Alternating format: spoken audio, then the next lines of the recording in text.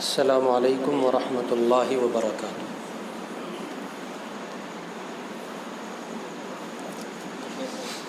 الحمد للہ وکفیٰ وسلام علی عبادہ الذین اصطفیٰ، اما بعد فاعوذ باللہ من الشیطان الرجیم، بسم اللہ الرحمن الرحیم۔ قل یا عبادی الذین اسرفوا علی انفسہم لا تقنطوا من رحمۃ اللہ ان اللہ یغفر الذنوب جمیعا انہ هو الغفور الرحیم۔ صدق اللہ العظیم۔ آج 27ویں شب ہے، رمضان المبارک کے 26 روزوں کی تکمیل ہو چکی ہے۔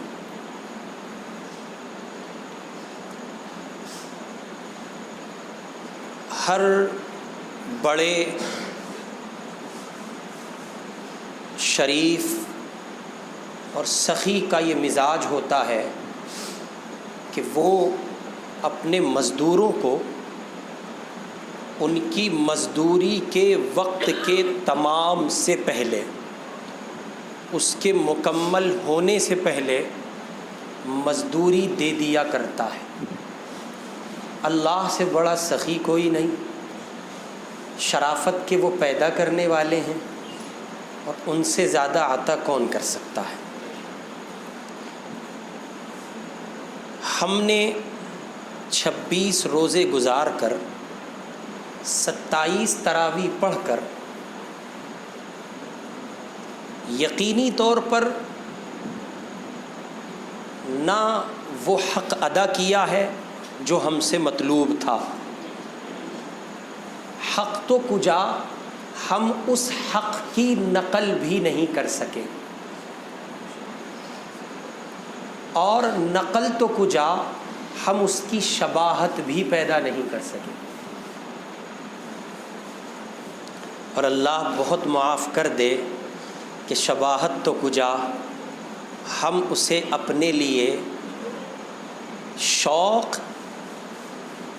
اور وفور شوق کا بھی ذریعہ نہیں بنا سکے، بلکہ بادل ناخواستہ کسی نہ کسی درجے میں ایک بوجھ سمجھ کر ادا کرتے رہے۔ اللہ ہمیں معاف فرمائے۔ لیکن اتنی بات طے ہے کہ ہم نے یہ سارا کام، ہمارے اللہ ہمارے قلوب کے حال سے بہت اچھے سے واقف ہے۔ اللہ کی ذات عالی سے زیادہ اس زمین پر اپنے بندوں کے قلوب کی دنیا سے کوئی واقف نہیں۔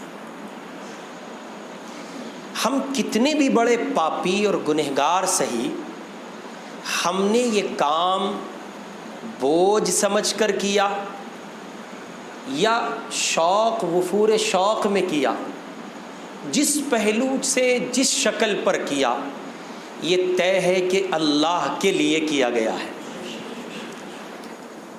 اگر دنیا کی کوئی طاقت ہمیں یہ کہتی کہ اتنے لاکھ روپے لے لو اور ہمارے لیے 20 رکعت پڑھ دو، تو اللہ کی قسم کسی کمزور سے کمزور درجے کے ایمان والے بندے سے یہ امید نہیں کی جا سکتی کہ وہ کسی کی دولت کے لیے اپنی جبین نیاز کو کسی اور جگہ پر جھکائے گا۔ یہ محض اللہ کا فضل ہے، ان کا کرم ہے، ان کی عطا ہے۔ پھر ان کی شایان شان عبادت کون کر سکتا ہے؟ سرور کائنات حضرت محمد الرسول اللہ صلی اللہ علیہ وسلم جیسی عظیم المرتبت شخصیت، اما عائشہ کا بیان ہے، ساری رات مصلی پہ کھڑے رہتے ہیں، پاؤں مبارک پر ورم آ جاتا ہے، اور صبح جب حرم حاضر ہوتے ہیں، صبح جب مسجد آتے ہیں، تو آپ کی زبان مبارک پر الفاظ ہوتے ہیں، ما عبدناک حق عبادتک، اللہ آپ کی عبادت کا جیسا حق تھا میں محمد ادا نہیں کر سکا۔ آپ غور کریں یہ کہنے والا کون ہے؟ یہ وہ ہیں جو سید الانبیاء ہیں، یہ وہ ہیں جو وجہ تخلیق کائنات ہیں، یہ وہ ہیں جو امام الانبیاء ہیں، یہ وہ ہیں کہ رسولوں کو رسالت، نبیوں کو نبوت ان کے صدقے میں ملی ہے، یہ وہ ہیں کہ اللہ رب العزت نے ان کے لیے کہا قد نرا تقلب وجہک فی السماء، اے میرے پیارے پیغمبر جب آپ کعبۃ اللہ کے قبلہ بنائے جانے کو لے کر بار بار آسمان کی طرف نگاہ اٹھاتے ہیں، اللہ آپ کے چہرے کا دیدار کرتا ہے۔ یہ وہ عظیم ہستی ہیں جن کا حال یہ ہے کہ وہ یہ کہہ رہے ہیں ما عبدناک حق عبادتک، میں آپ کی عبادت کو جیسا کرنا چاہتا تھا ویسے میں آپ کی عبادت نہ کر سکا۔ سیدنا امام اعظم ابو حنیفہ رحمۃ اللہ علیہ کے حالات میں ہے، وہ پوری رات مصلی پہ کھڑے رہے اور سورہ یاسین میں قرآن پاک کی ایک آیت دہراتے رہے وَامْتَازُوا الْيَوْمَ أَيُّهَا الْمُجْرِمُونَ، قیامت میں مجرمین کو جب علیحدہ کیا جائے گا، وہ منظر ان کے سامنے تھا۔ میرے دوستو، قرآن ترجمے کے ساتھ پڑھا کرو، پتہ چلے گا قرآن کی دنیا کیا ہے، عجیب دنیا ہے۔ قرآن جس پر کھلا اس کی دنیا نے وہ کروٹیں بدلی ہیں کہ پھر کوئی باطل اسے زیر نہ کر سکا۔ قرآن جس پر کھلا پھر اس کی دنیا میں وہ صالح انقلاب برپا ہوا کہ معصیت ہزار کوششوں اور طاقتوں کے باوجود اس بندے کو اپنے گھیرے میں نہ لے سکی۔ رسول پاک علیہ الصلاۃ والسلام جیسی مقدس ہستی، اور پھر آپ کے بعد یہ تابعین کی جماعت کے فرد ہیں سیدنا امام اعظم ابو حنیفہ، کہتے ہیں ساری رات مصلی پہ کھڑے رہے، روتے رہے نعمان کا کیا بنے گا، نعمان کا کیا بنے گا، اس آیت کو سوچتے رہے، پڑھتے رہے، اس منظر نامے میں گھومتے رہے، اور پھر کہتے ہیں صبح کو ما عرفناک حق معرفتک، میرے اللہ جیسا آپ کو پہچاننا چاہیے تھا نا، میں نعمان ویسا نہیں پہچان سکا۔ سیدنا امام اعظم ابو حنیفہ رحمۃ اللہ علیہ جیسا انسان دیکھو، اس ہستی کو دیکھو کہ جو دنیا جہان کے 4 بڑے اماموں میں سے ایک ہے، اس ہستی کو دیکھو جو وجہ تخلیق کائنات ہے۔ اور یہ دونوں اگزامپل میں نے آپ کے سامنے رکھے ہیں۔ یہاں سے ایک نئی بات عرض کر رہا ہوں کہ اصل میں ان لوگوں کو اللہ کی ذات بے نیاز ڈراتی بہت تھی۔ یہ عمل تو کرتے تھے لیکن اس بات کو لے کے پریشان رہتے تھے پتہ نہیں قبولیت ملے گی یا نہیں ملے گی۔ اور اصل مسئلہ قبولیت کا ہے، اصل مسئلہ کائے کا ہے؟ میں نے اور آپ نے 26 دنوں تک تقریباً رمضان گزارا ہے، تکمیل کو پہنچا چاہتا ہے، کس کے لیے؟ اللہ کے لیے۔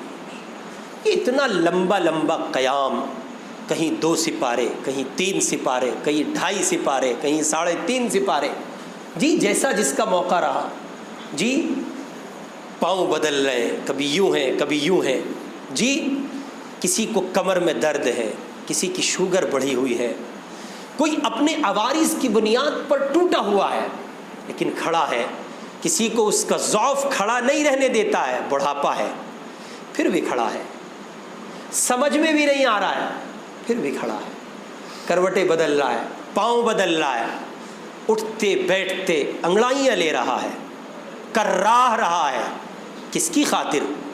اللہ کی، کوئی دوسرا مقصود نہیں ہے۔ لیکن آپ سوچیں اگر اتنا سب کرنے کے باوجود یہ کہہ دیا جائے جاؤ ہمیں ضرورت نہیں ہے، کیا کر سکتے ہیں؟ کون کر سکتا ہے؟ بتائیں نا، کون کرے گا؟ کوئی نہیں کر سکتا، کوئی کچھ نہیں کر سکتا۔ اس لیے بڑا اچھا پیراگراف حضرت پیر صاحب دامت برکاتہم العالیہ فرماتے ہیں، ایک بچی کو دلہن بنایا جا رہا تھا اور اس کی ساتھ والی جو سہیلیاں تھیں وہ اس کی تعریفیں کر رہی تھیں جیسے جیسے اس کی تعریفیں ہوتی رہیں بڑھتی رہیں، ویسے ویسے وہ بچی روتی جاتی تھی۔ تو اس کی ساتھ والیوں نے کہا ہم نے تمہیں کچھ غلط تو نہیں کہا، تم رو رہی ہو، آخر ہم تمہاری تعریفیں کر رہے ہیں، تمہیں تو خوش ہونا چاہیے۔ تو اس بچی نے آگے سے مزید رو کے کہا کہ دیکھو میرا رونا بجا ہے، صحیح ہے، اور میں اس لیے نہیں رو رہی ہوں کہ تم تعریفیں کر رہی ہو، مجھے اس سے اگلا جو منظر ہے، اس سے اگلا جو اسٹیپ ہے وہ مجھے رلا رہا ہے۔ تم جس کے لیے مجھے سوار رہی ہو، بنا رہی ہو نا، اگر میں اس بندے کو پسند نہ آئی تو تمہاری یہ تعریفیں میرے کس کام کی ہوگی؟ تھوڑی دیر کے لیے سوچیں، چند ساعتوں کے لیے من کی دنیا میں ڈوب جائیں۔ طلوع فجر سے لے کر غروب آفتاب تک کون ہے وہ، کون سی ذات ہے جس ذات نے آپ کو مجبور کیا ہے؟ پانی دیکھ رہے ہیں، شدت کی پیاس لگ رہی ہے، پسینوں میں شرابور ہیں، طبیعت میں نقاہت ہے، نڈھال ہو چکے ہیں، ٹھنڈا پانی میسر ہے، پی نہیں سکتے۔ کون سی شے ہے؟ کس ذات نے آپ کو روکا ہے؟ زبان پر فوری طور پر بار الہ کا نام آئے گا، اللہ نے منع کیا ہے، اللہ نے منع کیا ہے۔ اس خالق کے لیے دن بھر بھوکے رہے؟ ابھی دن بھر کی وہ نقاہت، وہ کمزوری، وہ ضعف، افطار کے چند لقمے کھا کر توانائی پورے طور پر جسم نے حاصل نہیں کی تھی، اور جسم کو قوت مدافعت اس طور پر حاصل ابھی ہو نہ سکی تھی جس طور پر انسان کو تراویح کے مراحل سر کرنے میں ایک طاقت کی ضرورت ہے، کہ مؤذن نے عشاء کی اذان کے لیے پکارا، دوڑے، 4 رکعتیں سنتیں پڑھیں، پھر آئے فرض پڑھے، پھر سنتیں پڑھیں، 20 رکعت تراویح ہے، پھر 3 رکعت وتر ہے، پھر نوافل کا ایک سلسلہ ہے، پھر جھکی کمر کے ساتھ، نڈھال طبیعت کے ساتھ اور بہت ضعف کے ساتھ گھر کو چلے ہیں، اور ہاتھ میں کسی کے مسلح ہے، اور کسی کے ہاتھ میں کہیے کہ اپنی کچھ ضرورت کا سامان ہے، یا وہ کوئی خالی ہاتھ جا رہا ہے، ایک منظر نامہ ہے، اور چلے جا رہے ہیں، لیکن ایک خوشی ہے، ایک طمانینت ہے، قلب کی دنیا میں ایک سرور ہے۔ اللہ نے فضل فرمایا اور میں نے آج کی تراویح بھی مکمل کر لی۔ اور پھر اس کے بعد مزید یہ کہ یہی روٹین ہے، ابھی نیند پورے طور پر آنکھوں کی دنیا میں سمائی نہیں تھی، جسم و جان میں راحت پورے طور پر در نہیں آیا تھا، راحت در نہیں آئی تھی، قلب کو سکون میسر نہیں آیا تھا۔ پھر ایک الارم بجتا ہے، اٹھ جاؤ، اب سحری کھا لو، اب پھر تمہیں سحر کھا کر اس پاک ذات کے لیے بھوکا رہنا ہے۔ یہ پورے مہینے کا ایک اسٹرگل ہے، نظام ہے، کوششیں ہیں، جد و جہد ہے۔ اس سب کے باوجود یہ کہہ دیا جائے جاؤ ہمیں نہیں چاہیے، کیا کرے گا کوئی؟ اس سب کے باوجود یہ کہہ دیا جائے ہم قبول نہیں کرتے، کیا کرے گا کوئی؟ اس سب کے باوجود یہ کہہ دیا جائے جاؤ تمہاری نمازیں اس قابل نہیں ہیں، ہم نہیں لیتے، کیا کر سکتا ہے کوئی؟ ایک بزرگ سے کسی نے کہا کہ بابا چاند رات کب کی ہے، عید کب کی ہوگی؟ فرمایا بیٹا جب دید ہوگی تب عید ہوگی، جب دید ہوگی۔ یہاں مشائخ نے دید سے مراد اللہ کی جانب سے ملنے والا مغفرت کا وہ پروانہ رکھا ہے جس کو وہ میسر نہیں، اس کی گویا عید بھی نہیں۔ اس واسطے اصل مسئلہ قبولیت کا ہے، کائے کا ہے جی؟ قبولیت کا ہے۔ ہمارے اکابر کو، اسلاف کو، اہل اللہ کو، نبی پاک سے لے کے نیچے تک کے صالحین کو، آپ تو امام الصالحین ہیں،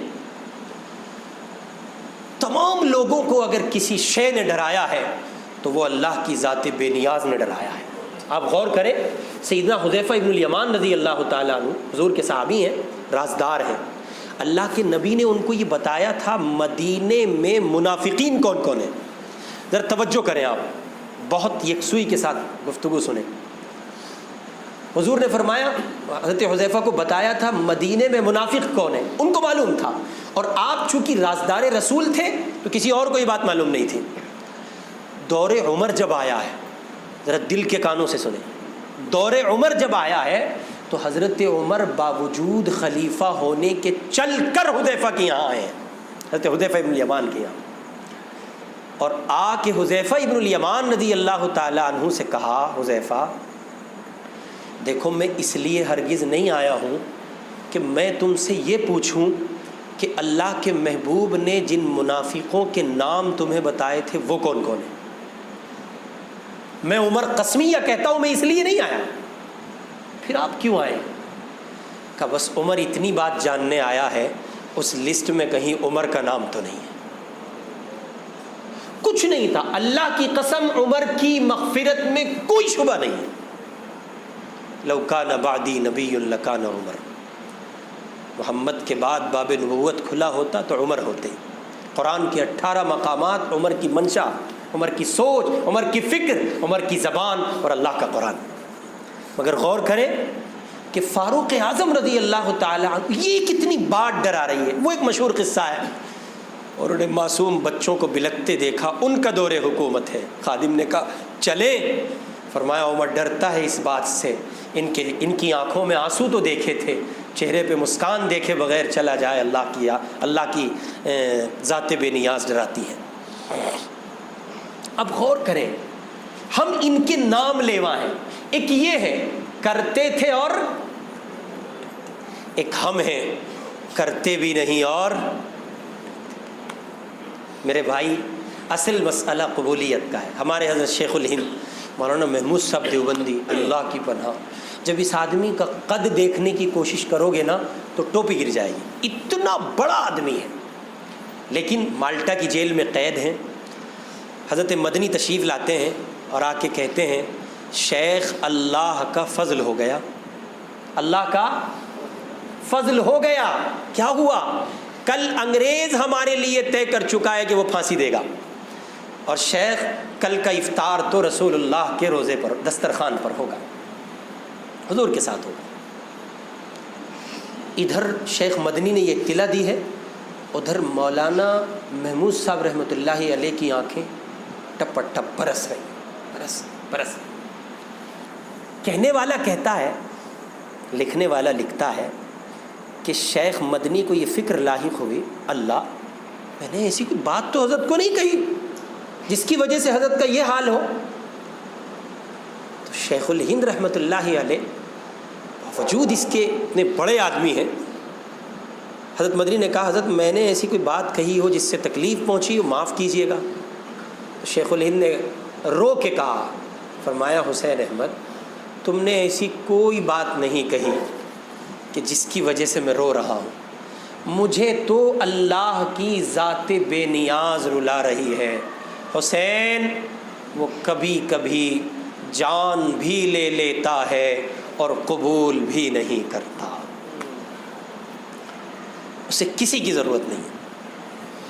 کتنا بڑا آدمی ہے، سوچ دیکھیں، فکر دیکھیں۔ حضرت مولانا تھانوی رحمۃ اللہ علیہ کہتے ہیں میں ایک مسلمان کو حالاً اور ایک کافر کو احتمالاً اپنے سے بہتر سمجھتا ہوں۔ یہ وہ لوگ ہیں، حضرت شیخ الحدیث صاحب اللہ کی پناہ، تو کتنا بڑا آدمی ہے، 50 سال اس انسان نے مظاہر میں بخاری پڑھائی ہے۔ ایک آدمی پہنچا، کہنے لگا حضرت میں مدینے جا رہا ہوں، کوئی بات ہو تو بتا دیجئے۔ فرمایا کوئی بات نہیں ہے۔ کوئی کام ہو بتا دیجئے۔ فرمایا کام بھی کچھ نہیں ہے۔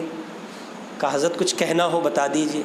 کہاں بس اتنا کہہ دینا روزے پر جب پہنچو ایک ہندی کتے نے سلام کہا ہے۔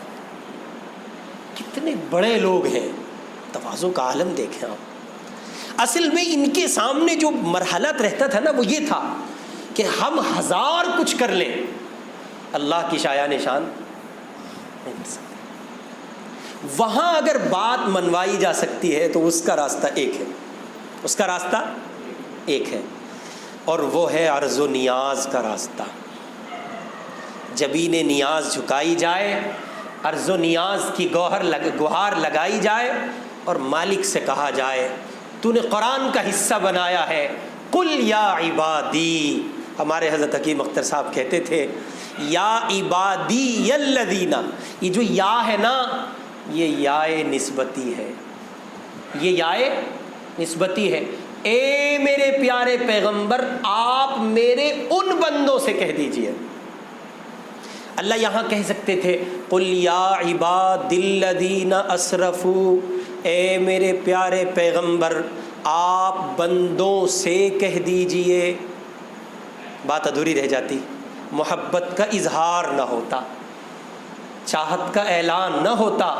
اس لیے حکیم اختر صاحب روح المعانی کے حوالے سے کہتے ہیں کہ اللہ تعالیٰ نے یائے نسبتی کا اضافہ کیا ہے اور یہاں یہ بتایا آپ میرے یا عبادی الذین، میرے ان بندوں سے کہہ دیجئے. کن سے؟ اسرفوا علی انفسہم، جنہوں نے اپنی جانوں پر گناہ کر کے ظلم کیا.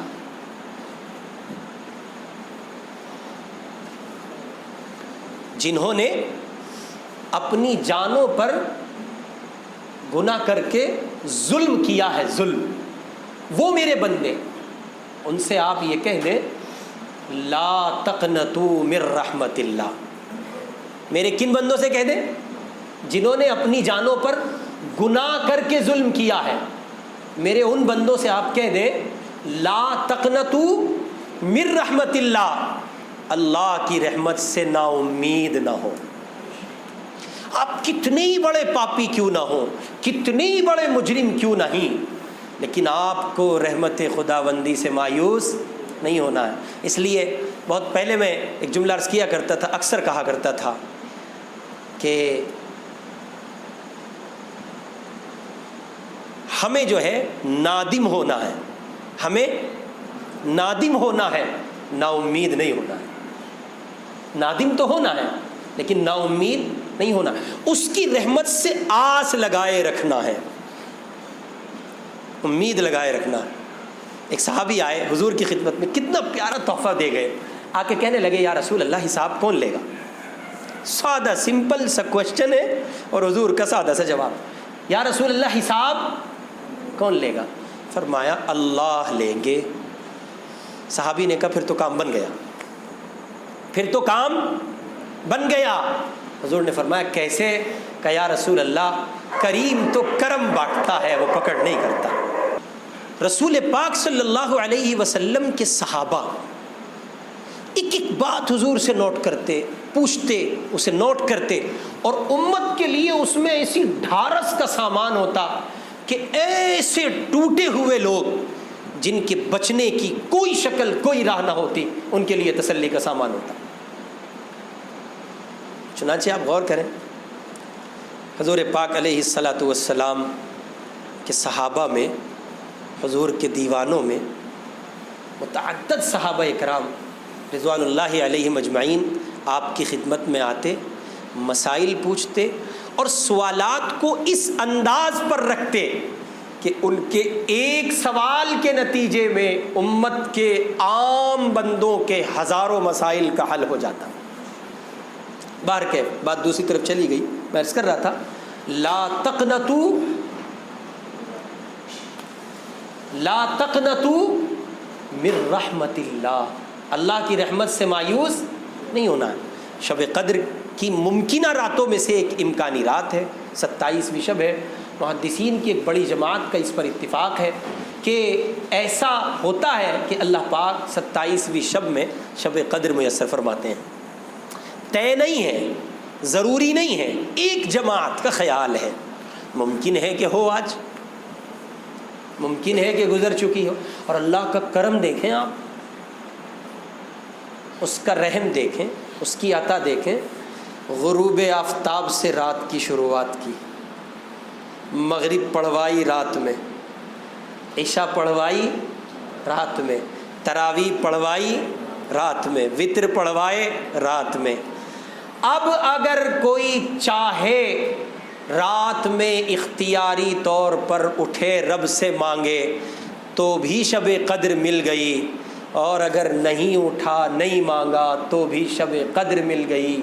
جو اٹھ گئے مانگ لیا ان کو زیادتی فضل ملا، اور جو نہ اٹھ سکے انہیں محمد کا صدقہ مل گیا۔ میرے محبوب کی امت ہے، کوئی بندہ ایسا نہیں جو محروم ہو جائے، کوئی نہیں جائے گا محروم، تو کسی کو جانے دینا ہی نہیں ہے۔ سبب اس کے سوا کچھ نہیں ہے کہ رسول پاک صلی اللہ علیہ وسلم کی امت ہے۔ اللہ نے یہ وعدہ کیا ہے اپنے لاڈلے سے، آپ کی امت کو آپ کے بعد تنہا نہیں چھوڑا۔ میں عرض کر رہا تھا لا تقنطوا من رحمت اللہ، اللہ کی رحمت سے مایوس نہیں ہونا، نادم ہونا ہے۔ گناہ بہت کیے ہیں، زندگی بہت بری ہے، گناہوں کی دلدل میں پھنسی ہے، کوئی راہ نہیں ہے۔ ہمارے دن اور رات ہم جانتے ہیں، کوئی نہیں جانتا، مگر یہ کہ وَرَحْمَتِي وَسِعَتْ كُلَّ شَيْءٍ، سارے جہان کی اشیاء پر اس کی رحمت غالب ہے، اس کی رحمت ہر شے پر غالب ہے۔ کائے پہ غالب ہے؟ ہر شے پہ غالب ہے۔ چنانچہ غور کریں، حضرت موسیٰ علیہ السلام نے اپنے زمانے میں، ذرا توجہ کر لیں، واقعی انتہائی قیمتی ہے۔ موسیٰ علیہ السلام نے اپنے زمانے میں اللہ سے پوچھا، پیارے اللہ یہ بتائیں زمین کا آج کی تاریخ کا سب سے بدترین بندہ کون سا ہے؟ اللہ تعالیٰ نے حضرت موسیٰ علیہ السلام پر وحی بھیجی اور یہ کہلایا، پیارے پیغمبر آپ بستی کے باہر جائیں، جو بندہ سب سے پہلے ایگزٹ ہو وہ سب سے برا ہے۔ شام ہوئی تو پوچھا یا اللہ سب سے اچھا کون ہے؟ کہا پھر بستی کے باہر جائیں، جو سب سے پہلے انٹر ہو وہ سب سے اچھا ہے۔ تو نکلتے وقت اور داخل ہوتے وقت ایک ہی بندہ تھا۔ ذرا غور کریں گے نوجوان دوست میرے، نکلتے وقت اور داخل ہوتے وقت کون تھا؟ ایک ہی بندہ تھا۔ حضرت موسیٰ علیہ السلام نے سوال کیا، پیارے اللہ دن بھر کا شقی، زمانے بھر کا شقی، دن بھر میں سعید کیسے ہو گیا؟ اب تک انسانی دنیا میں زمین پر بدترین انسان تھا، اور اب آپ نے اس پر فضل فرمایا اور سعید ہو گیا۔ عجیب فلسفہ دہرایا گیا ہے صاحب اس قصے میں۔ موسیٰ علیہ السلام سے اللہ تعالیٰ نے کہا، موسیٰ تم نے اس آدمی کو دیکھا؟ جی دیکھا۔ اس کے ساتھ ایک بچہ تھا؟ بولے تھا۔ موسیٰ وہ بچہ جب بستی کے باہر اپنے باپ کے ساتھ نکل رہا تھا تو اس نے ایک سوال کیا، اس نے کہا بابا یہ اتنی بڑی چیز کیا ہے؟ تو آگے سے باپ نے جواب میں کہا، بیٹا یہ اتنے بڑے بڑے جو دیکھ رہے ہو تم یہ پہاڑ ہیں۔ کہا بابا پہاڑ؟ ان سے بڑی کوئی شے نہیں ہوتی؟ کہا ہاں اس سے بڑی یہ زمین ہے جس پر اللہ نے ان میخوں کو ٹھوکا ہے۔ یہ پہاڑ جہاں نصب کیے گئے ہیں، گاڑ دیے گئے ہیں، یہ زمین ہے جو اپنے اندر انہیں سمائے ہوئے ہیں۔ بچہ ذرا ذہین تھا، ذی فہم تھا، اس نے کہا بابا اس زمین سے بڑی بھی کوئی شے ہے؟ اس زمین سے بڑی بھی کوئی شے ہے؟ اس بندے نے جواب میں کہا ہاں یہ آسمان دیکھتے ہو؟ بولے دیکھ رہا ہوں۔ یہ آسمان اس زمین سے بھی بڑا ہے جس نے پوری زمین پر سایہ کیا ہوا ہے۔ اب اس بچے کا تجسس بڑھا، اس نے کہا بابا اس آسمان سے بڑی بھی تو کوئی چیز ہوگی نا؟ اس بندے کے پاس کوئی جواب نہیں تھا۔ تو یہ غیر اختیاری طور پر کہیے یا اختیاری طور پر بس یوں کہہ گیا، بیٹا اس آسمان سے بڑے تو تیرے باپ کے گناہ ہیں۔ بچے نے مزید ذہانت کا مظاہرہ کیا، اس نے کہا بابا آپ کے گناہوں سے بڑی بھی تو کوئی چیز ہوگی نا؟ اس کی زبان پر کچھ نہیں آیا، غیر اختیاری طور پر آ گیا، ہاں بیٹا تیرے باپ کے گناہوں سے بڑی تیرے باپ کے مولا کی رحمت ہے۔ موسیٰ علیہ السلام کو اللہ نے کہلایا، موسیٰ آپ ذرا سوچیں تو صحیح، جو بندہ ہماری رحمت کا اتنا امیدوار ہو ہم اسے اپنے گنہگار بندوں میں شامل کیسے رکھ سکتے ہیں؟ اور سنیں یہ ماحول بنا نہیں ہے، یہ ماحول بنا نہیں ہے، یہ بنایا گیا ہے۔ ہمارے حضرت حکیم اختر صاحب کہتے تھے، سن لے اے دوست جب ایام بھلے آتے ہیں، جب اچھے دن آتے ہیں نا پھر ایسا ہوتا ہے. سن لے اے دوست جب ایام بھلے آتے ہیں، گھات اپنی ملنے کی خود آپ ہی وہ بتلاتے ہیں. جی آ گئے مسجد میں بیٹھے، ایک بندہ آیا، آ کے کہنے لگا پیارے اللہ معاف کر دیجئے، کرم فرما دیجئے. غیب سے ندا سنائی گئی، معاف نہ کرنا ہوتا تو یہاں نہ بلائے گئے ہوتے. یہاں بلایا گیا ہے نا، مقصود ہے، اسی لیے بلایا گیا ہے. رات کی تاریکی میں تم کو جگایا گیا ہے، تمہارے برابر والا بھی تو سو رہا تھا نا، اس لیے تم کو جگا رہے ہیں، تم کو کچھ دینا چاہتے ہیں اس لیے جگا رہے ہیں. آؤ ہماری محبت کی خیرات بٹ رہی ہے، لے لو. جی ہاں، اس رمضان کو اپنے لیے اپنی زندگی کی قبولیت اور بدلاؤ کا آخری رمضان بنا لیں. یہ طے کر لیں کہ اب تک جو رمضان ہم نے گزارے ہیں ان رمضانوں میں قبولیت ہم نے اپنے گناہوں کی معافی اللہ سے مانگی ہے. اب جو رمضان ہم گزاریں گے آئندہ ان میں خدا کے فضل کی زیادتی ہمیں میسر آئے گی، اس میں ترقی ہوگی، آگے بڑھیں گے، خدا کا فضل، خدا کی عنایتوں کا حصول اپنے لیے ممکن بنائیں گے.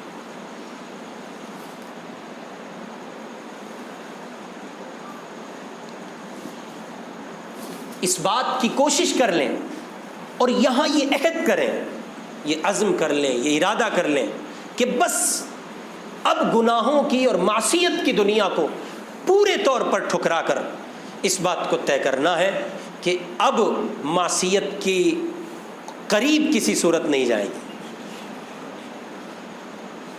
عجیب بات میرے بھائی، اللہ کی محبت، اللہ کی رحمت کسی کو حاصل ہو جائے.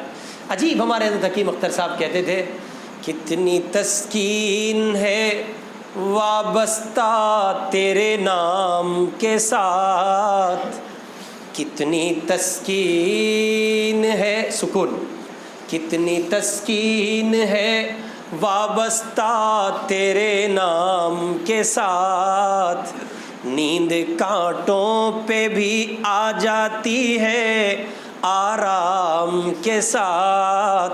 ایک اللہ کی محبت حاصل ہو پھر کیا کہنے. اس لیے تمام تر سکون کی دنیا کا مرجع، منبع، مرکز اللہ کی محبت ہے، اس کے سوا کچھ نہیں ہے. اہل اللہ کو ہزار مسائل میں سکون ملتا ہے. وجہ جانتے ہو؟ صرف اتنی وجہ ہے، میں نے پہلے بھی یہ سبق دہرایا تھا ابھی پچھلے دنوں رمضان میں.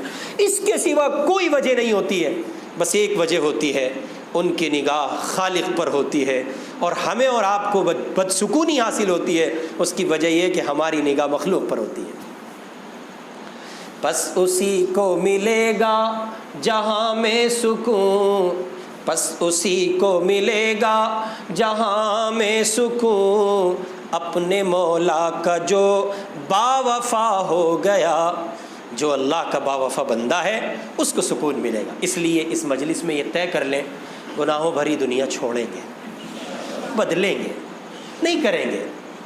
اچھا یہ کم ہے کہ انہوں نے اتنی معصیت کے باوجود اب تک نبھا لیا؟ یہ کم ہے؟ ہر بندہ چند ساعتوں کے لیے اپنی دنیا میں ڈوب جائے. غور کریں کیا نہیں کیا، غور کریں کہاں نہیں کیا، غور کریں کیسے نہیں کیا. ڈاکٹر عبدالحی صاحب عارفی رحمۃ اللہ علیہ ایک مضمون کہا کرتے تھے، بڑا ڈر لگتا ہے جب اسے پڑھتے ہیں، سنتے ہیں، سوچتے ہیں. کہتے تھے لوگوں، اللہ کا خوف قیامت میں اتنا غالب ہوگا، اللہ کی جب عدالت لگی ہوگی، اگر اللہ یہ کہہ دیں چپ چاپ جہنم میں چلے جاؤ، ورنہ تمہارا کچا چٹھا ابھی کھول کے دکھا دیتے ہیں.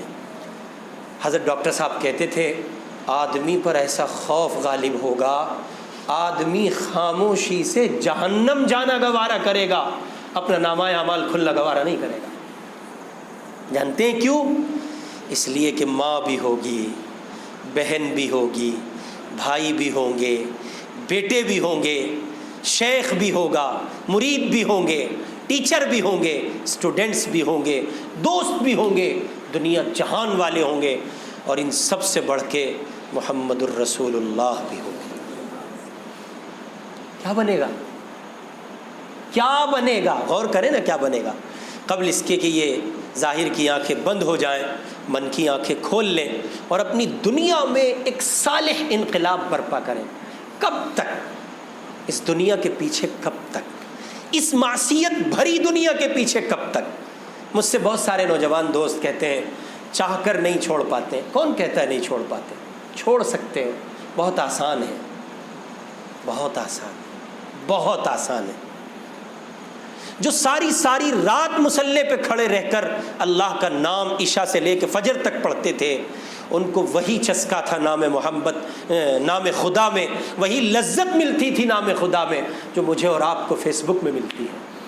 جیسے مجھے اور آپ کو وہاں وقت گزارتے پتہ نہیں چلتا کتنا چلا گیا، ویسے انہیں نہیں پتہ چلتا تھا وَامْتَازُوا الْيَوْمَ أَيُّهَا الْمُجْرِمُونَ پڑھ رہے اور احساس نہیں کتنا وقت گزرا۔ سیدہ فاطمہ عشاء کے بعد کھڑی ہوئی ہیں، ساری رات کھڑی ہیں، صبح ہوئی 2 رکعت پوری کی تو شکایت کر رہی ہیں اللہ آپ کی راتیں کتنی چھوٹی ہو گئیں، فاطمہ کی 2 رکعت مکمل ہونی مشکل ہو گئی۔ رابعہ بصریہ عشاء کی نماز کے بعد، عورت ذات مرد نہیں ہے، عشاء کی نماز کے بعد ذرا تاخیر ہو گئی، جس زمانے میں وہ کسی کی غلام تھی، باندھی تھی، تو تاخیر ہو جاتی اور تاخیر ہو کے وہ آتی، جلدی سے وضو کرتی، کھڑی ہو جاتی اور پھر ایک جملہ کہتی، میرے اللہ دنیا کے جتنے بادشاہ تھے سب نے اپنے دروازے بند کر لیے، لیکن آپ کا دروازہ اب بھی کھلا ہوا ہے۔ پیارے اللہ آپ کی بندی کو آپ تک آنے میں دیر ہو گئی ہے۔ کیا ہو گئی ہے؟ دیر ہو گئی ہے۔ اللہ اس دیری کو معاف کر کے اپنی اس بندی کا یہ عمل قبول کر لیے۔ اور یہ روٹین ساری رات کا رہتا تھا۔ آپ سوچیں نا، غور کریں نا، اللہ کتنے بڑے ہیں۔ آخری بات عرض کر رہا ہوں، میں کئی بار ایک جملہ دہرایا کرتا ہوں، اللہ سے بڑا قدردان، سنا ہے نا آپ نے، سب شناسا ہیں، یہی کہ ہیں اللہ سے زیادہ قدر کرنے والا کوئی نہیں۔ حسن بصری کا زمانہ ہے، ایک آدمی شرابی ہے، کبابی ہے، جواری ہے، عیار ہے، مکار ہے، بڑے باپ کا بیٹا ہے، دولت کا انبار اس کے یہاں لگا ہوا ہے۔ اس کی والدہ حسن بصری سے بیعت ہے، مشائخ سے بیعت ہو جاؤ، اللہ والوں کا دامن تھام لو، کسی کو اپنا بڑا بناؤ، ضروری ہے، بغیر سائے کے رہو گے مارے جاؤ گے۔ چنانچہ اس کی والدہ بار بار اس سے کہتی ہیں بیٹے توبہ کر لے، جب امی کہتی ہیں تب جھٹک دیتا ہے۔ باپ کا انتقال ہو گیا، دولت چھوڑ کے مرا، دولت کی تھا نہیں ہے، اڑا رہا ہے، مستی کر رہا ہے، ماں نے پھر کہا، پھر جھٹک دیا۔ ایک زمانہ ایسا ہے، یہ بندہ بیمار ہو گیا، یہ نوجوان بیمار ہوا اور اتنا ہوا کہ اس کا سارا ذوق ختم ہو گیا، جوانی کا، پیسے کا، طاقت کا، دولت کا، جو اسے خمار تھا نا، سب جاتا رہا۔ بستر پہ لیٹا تھا، اس کی ماں نے کہا بیٹے دیکھ تو بہت بیمار ہے اور اس کی توقع نہیں ہے کہ تو بچ پائے گا، میرے بچے کام کر لے، تو اب بھی توبہ کر لے۔ توجہ ہے نا آپ کی؟ تو اب بھی توبہ کر لے۔ اس نے کہا تو اسے خیال آیا ماں کی بات سن کر، اور اس نے کہا امی چلو جب ایسی بات ہے اور تم اتنا فورس کر رہی ہو تو پھر میں آج توبہ کر ہی لیتا ہوں۔ ایک کام کرو، جلدی سے جاؤ اور حضرت حسن بصری کو جو آپ کے شیخ ہیں انہیں بلا لاؤ، وہ اگر آ جائیں ہماری حقیر سی دعوت پر، میں ان کے ہاتھ پہ ہاتھ رکھ کے توبہ کے کلمات پڑھ لوں گا۔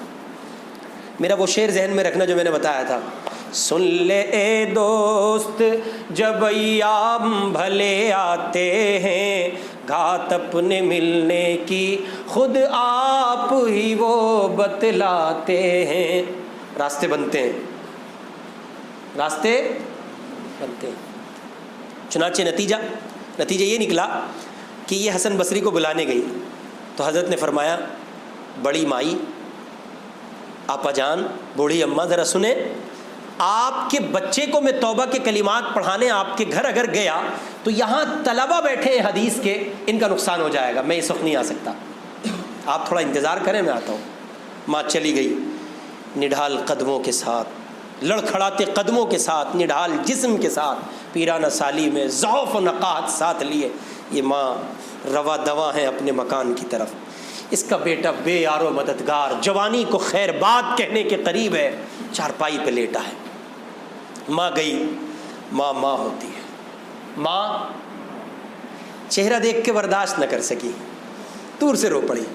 کہنے لگی بیٹے تیرا مقدر عجیب ہے, جب میں چاہتی تھی تو تیار نہیں تھا, حضرت آ جاتے, آج تو چاہتا ہے حضرت کے پاس وقت نہیں ہے. پھر وہی شعر سن لے اے دوست. اس نے کہا اماں ایک کام کرو, کہاں حضرت کے چکر میں پڑتی ہو, حضرت کو وقت نہیں ہے. کوئی نہیں, رب دیکھتا ہے, تم سنتی ہو, میں تمہیں گواہ بناتا ہوں, تمہارے ہاتھ پہ توبہ کر لیتا ہوں. ماں کو گواہ بنایا, توبہ کی. چند گھنٹے گزرے اور بندے کی وفات ہو گئی. چند گھنٹے گزرے, بندے کی وفات ہو گئی. ماں کو پھر خیال ہوا, اور ماں نے سوچا چلو حضرت نے میرے بچے کو توبہ تو نہیں کرائی تھی, ایسا کر لوں کہ حضرت میرے بیٹے کی نماز جنازہ پڑھا دیں. ہوتا ہے نا, اہل اللہ سے گزارشیں کی جاتی ہیں کہ نماز جنازہ پڑھا دیں آپ. تو ماں نے کہا کہ چلو نماز جنازہ پڑھوا لیتی ہوں. نماز جنازہ پڑھوانے کے لیے پھر پہنچی تو چھٹی ہو گئی تھی. حضرت کھانے وانے سے فارغ ہو گئے. اتنے درمیان کا یہ وقت ہے, صبح سے لے کے دوپہر تک کا. تو پھر گئی, دروازے پہ کھڑی ہو گئی, کہنے لگی حضرت میں صبح بھی آئی تھی. ماں ہے. کون ہے؟ ماں ہے. حضرت میں صبح بھی آئی تھی, میرے بچے کو توبہ کرانی تھی, اس کا موقع نہ رہا. حضرت میرا بیٹا چل بسا ہے. سوچو اس ماں نے کس جگر کے ساتھ یہ بات کہی ہو, جس کا جوان دلارا فوت ہو گیا. حضرت میرا بیٹا چلا گیا ہے, اللہ کے لیے گزارش تھی آپ اسے توبہ تو نہ کرا سکے, نماز جنازہ پڑھا دیجئے. پھر وہی شعر ہے, جب ایام بھلے آتے ہیں تو کون بتاتا ہے راستے, وہ خود بناتا ہے. یہ بنتے نہیں ہیں, یہ بنائے جاتے ہیں. چنانچہ یہ پورا منظرنامہ تیار ہو رہا ہے دنیا جہان کے بعد کے مسلمانوں کے لیے, تاکہ نوجوان اس واقعے کو سامنے رکھے اور ایک ڈھارس ہے, ایک امید ہے. لا تقنطوا من رحمت اللہ کا کھلا مظہر ہے قیامت کی صبح تک. اے جوانوں, اس پاک ذات کی رحمت سے کبھی مایوس نہ ہونا, اس سے بڑا قدردان کوئی نہیں. ذرا سی دیر کی توجہ اور اس نے نواز کے کہاں پہنچایا ہے, ذرا دیکھیں.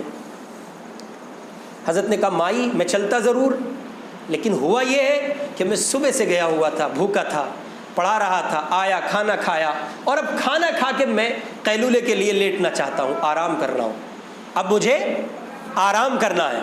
یہ کس نے کہا؟ حسن بصری رحمۃ اللہ علیہ نے. اس عورت کی پھر ایک امید ٹوٹی ہے, پھر مایوسی ہاتھ لگی ہے, پھر پریشان ہوئی ہے. چنانچہ یہ عورت اب واپس آئی ہے تو اس میں اتنی سکت نہیں ہے, اتنی ہمت نہیں ہے, دروازے کو کراس کرے, عبور کرے, دروازے سے داخل ہو, گھر میں قدم رکھے اور بیٹے کے جنازے تک پہنچ پائے. ایک امید تھی, ایک روشن شمع تھی, وہ بھی بجھ گئی. چنانچہ گئی قبر اور اس جنازے کی چارپائی کے پائے پر سر رکھا اور یوں پکڑ کے بیٹھ گئی, اور بہت دیر تک بیٹھی رہی, روتی رہی, سوچتی رہی. کب اس کی ہلکی سی آنکھ لگی اور غنودگی کے سے آثار ہوئے, اور اس نے اچانک آواز سنی, دروازہ بجتا ہے, کوئی دروازے پہ ہے, کنڈی بجا رہا ہے. مائی اٹھی, ذرا دوپٹے کو اور وجود کو سمیٹا, باپردہ ہوئی, پردے کے پیچھے سے پوچھا کون؟ تو جواب میں عجیب سننے کو ملا, حسن بصری آیا ہے. پہلے کس کو بلانے گئی تھی, بعد میں کس کو بلانے گئی تھی, آیا کون ہے؟ بولے نا, بتائیں نا, آیا کون ہے؟ انہی کو تو بلانے گئی تھی نا. حسن بصری ہے. تو خوشی کی انتہا نہ رہی, محو حیرت ہے, مجسمہ بن کے کھڑی ہو گئی ہیں. حضرت آپ آ گئے, آپ نے تو انکار کر دیا تھا, حضرت کیسے آ گئے؟ عجیب بات دہرائی ہے بھائی, عجیب بات دہرائی ہے. حسن بصری کہتے ہیں مائی جب میں نے تمہیں انکار کیا, کھانا کھایا, قیلولے کے لیے لیٹا, تو خواب میں مجھے ایک ندا سنائی گئی, اور وہ آواز یہ تھی, حسن تم میرے کیسے ولی ہو جو میرے ایک دوسرے ولی کی نماز جنازہ پڑھانے سے انکار کر رہے ہو. لوٹ آئے جتنے فرزانے گئے, تاب منزل صرف دیوانے گئے, مستند رستے وہی مانے گئے, مستند رستے وہی مانے گئے ہو کہ جن سے تیرے دیوانے گئے، اور لوٹ آئے جتنے فرزانے گئے، تاب منزل صرف دیوانے گئے۔ ایک جنون، ایک دیوانگی، ایک عجیب سی کیفیت ہو، ایک عجیب سی قوت ہو گناہ سے لڑنے کی، اللہ کی بغاوت اور نافرمانی سے لڑنے کی۔ بس یہ طے کر لیجئے کہ پیارے اللہ اب تک جو گزرا سو گزرا، اب جو گزرے گا وہ آپ کی محبت کے سائے میں گزرے گا، اب جو گزرے گا وہ آپ کی اطاعت و فرمانبرداری میں گزرے گا۔ جوانوں، تمہاری حیثیت اتنی زیادہ بلند ہے اور اتنا ممتاز مقام ہے اللہ کے یہاں، ایک جوان کسی زمین پر اگر سچی توبہ کرتا ہے، اس بستی کے قبرستان سے ایک جوان کی توبہ کی برکت سے اگلے 40 دن تک مردوں سے عذاب ہٹا لیا جاتا ہے۔ اتنے قیمتی ہو تم۔ موقع نہیں ہے ورنہ تفصیل سے اس پر سناتا۔ اللہ پاک مجھے اور آپ کو اپنی رحمت سے کامل امیدیں وابستہ فرمائے، نصیب فرمائے، اور ہمیں معصیت سے اور گناہوں سے مکمل اجتناب کی توفیق عطا فرمائے۔ وآخر دعوانا ان الحمد للہ رب العالمین۔ اس ویڈیو کو لائک کریں، کمنٹ باکس میں دعاؤں سے نوازیں، چینل کو سبسکرائب کریں، صدقہ جاریہ کی نیت سے شیئر بھی کر دیں۔